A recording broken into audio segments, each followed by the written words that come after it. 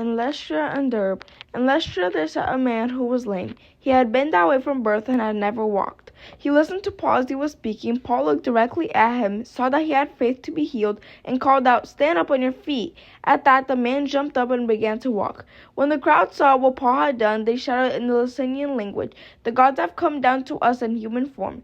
Barnabas they called Zeus, and Paul they called Hermes, because he was the chief speaker. The priests of Zeus, whose temple was just outside the city, brought bulls and rats to the city gates, because he and the crowd wanted to offer sacrifices to them.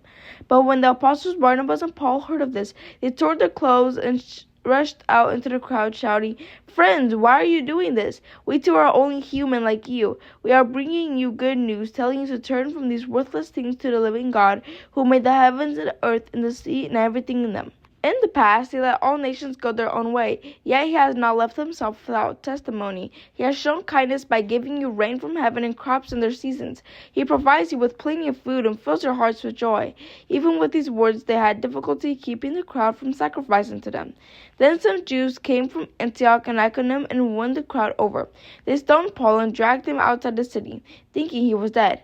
But after the disciples had gathered around him, he got up and went back into the city. The next day, he and Barnabas left for Derbe.